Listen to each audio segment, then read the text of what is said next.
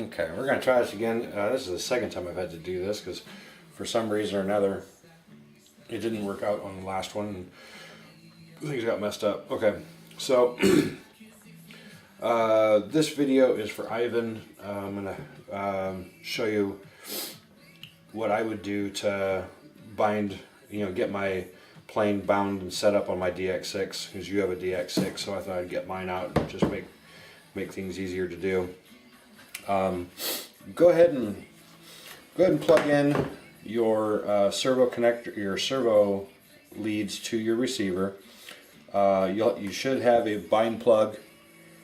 Plug that into the bind and battery port of the receiver, your ESC to the throttle channel, your aileron to the aileron channel, your elevator to the elevator channel, and rudder to the rudder channel. I don't have a rudder on this plane, so we're not going to go over that, but it's all relative. The rudder, setting up the rudder is all relative to setting up the aileron and elevator on this. So, but I thought I would use this plane because it's similar to the Galaxy that you're setting up. I have one servo that controls both my ailerons. I've got the two linkages, and when that turns, it activates or actuates the ailerons together. So let's see, what should we do first? We should probably bind the receiver to the transmitter. That's easy enough. No, first things first. We need to press and hold the scroll wheel, turn the transmitter on. Make sure all your switches are in their regular position. I like having all mine kind of pushed away from me, so that's where they're all at. On the first screen, system setup, the first option you'll see is model select. So go ahead into your model select, scroll down to an empty or to the add new model, select that. Let's see. Do you want to create a new model? Hit create. Let's do that. Okay, so now we've created a new model. Now we're going to go to model type. You're going to select airplane. Data will be reset. Scroll over and hit yes. Scroll down to be model name. Put in your plane's name, whatever you want to call it. Scroll down, aircraft type. Aircraft type, you're going to see this little image here with one little box with the leads that come down to each aileron. This is a single servo running both ailerons. That's what I have here, and I think that's what your Galaxy has also. So wing will be normal and tail will be normal. That's fine. Flight mode setup, spoken flight mode, channel assign, trim setup. Trim setup, we'll come back to that. There's something I want to show you in that. Model utilities, warnings. Let's see. Yeah, just for the time being, if you want to come back in and change it later, that's fine, but we're going to be calibrating the ESC here in a little bit, and I like to have here in the warnings where the throttle is, change that to inhibit.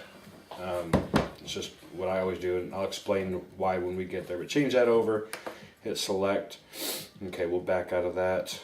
Telemetry, pre-flight setup, frame rate. You can select that. Make sure it's on 22 milliseconds and not 11 milliseconds. 11 milliseconds is for digital servos.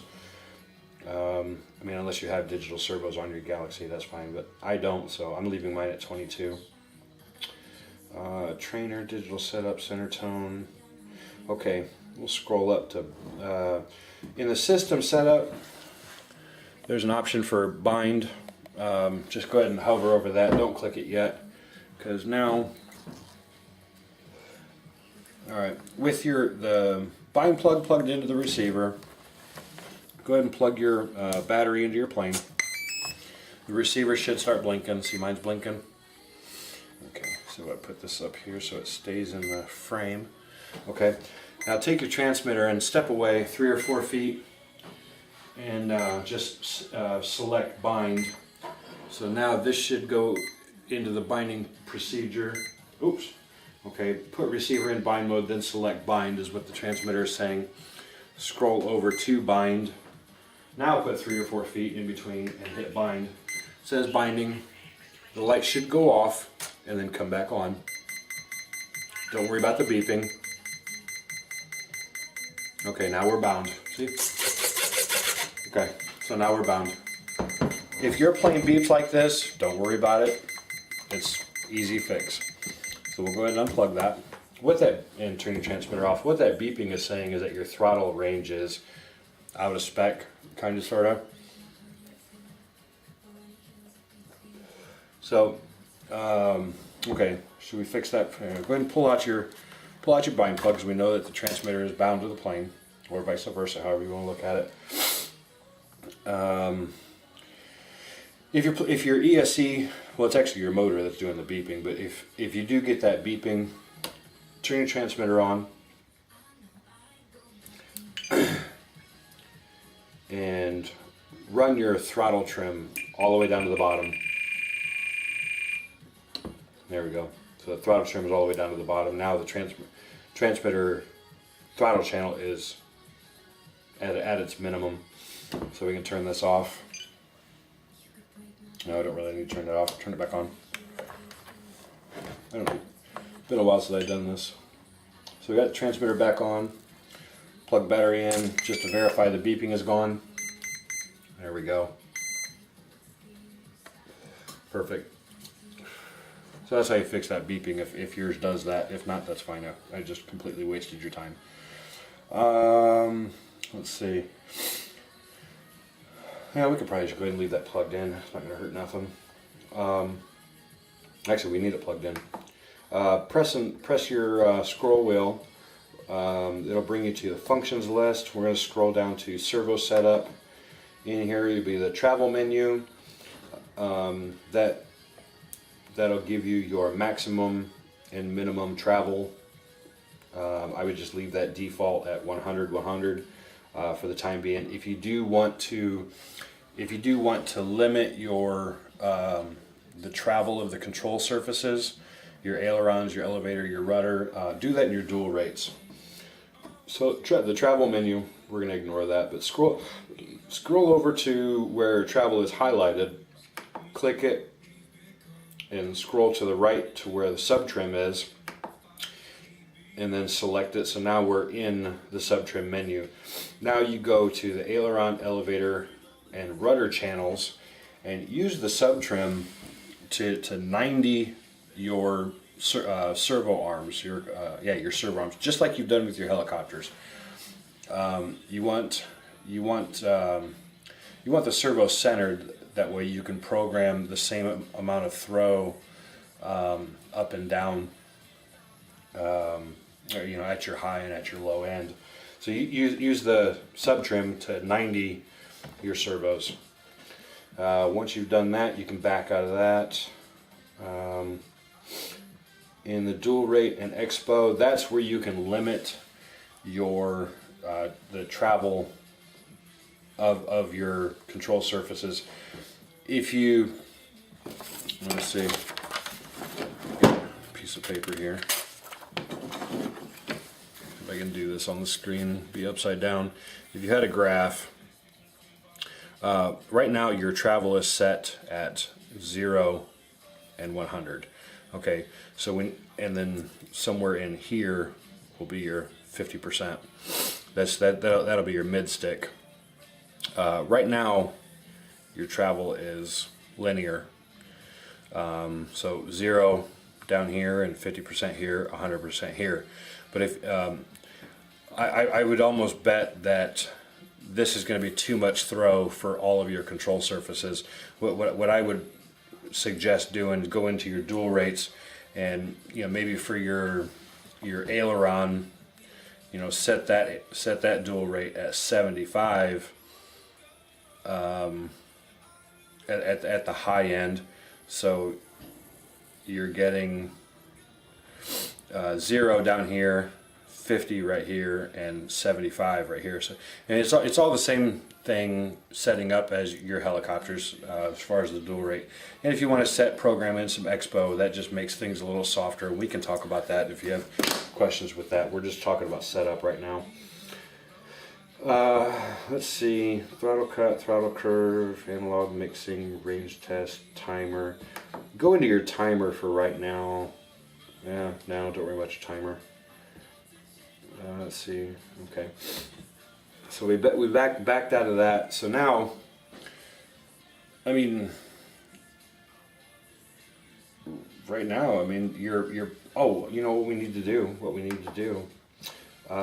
We need to go into the servo setup, select travel, and scroll past sub trim and go to reverse. This is where we reverse our channels.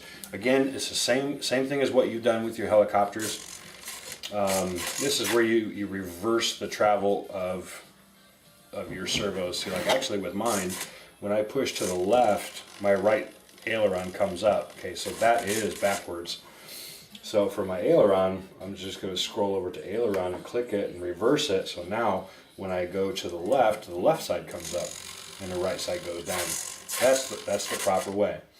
When you push to the left should go up and the right should go down. When you go to the right should come up and the left should go down. With your elevator, actually my elevator servo is also backwards. So I'm going to scroll over to elevator and click that, and that reverses that. Okay, and you know, check your rudder, and that is the left side stick, left and right. I don't have one on here, so that doesn't matter. Something we should probably do, we should probably calibrate the ESC. That way you get your full range. So let's unplug the battery, turn the transmitter off. Now, right here is why we turned off, or why we inhibited the warnings on the throttle channel, because what I'm going to do, with the transmitter off, I'm going to put my throttle stick all the way up. I'm going to plug the battery in, and the ESC should partially initialize. It should go like beep, beep, beep, or I don't know, it should beep a little bit and then stop, and then then we'll put the throttle stick down. Same thing as what we've done with your quads, calibrating the ESC in the Betaflight. So we're going to do that. So plug the battery in with the transmitter off. Doot. Yeah. Okay. Throttle stick all the way up. Turn the transmitter on.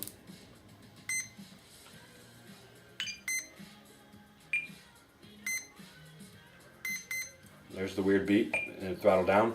Beep, beep. There we go. Now, ESC is calibrated.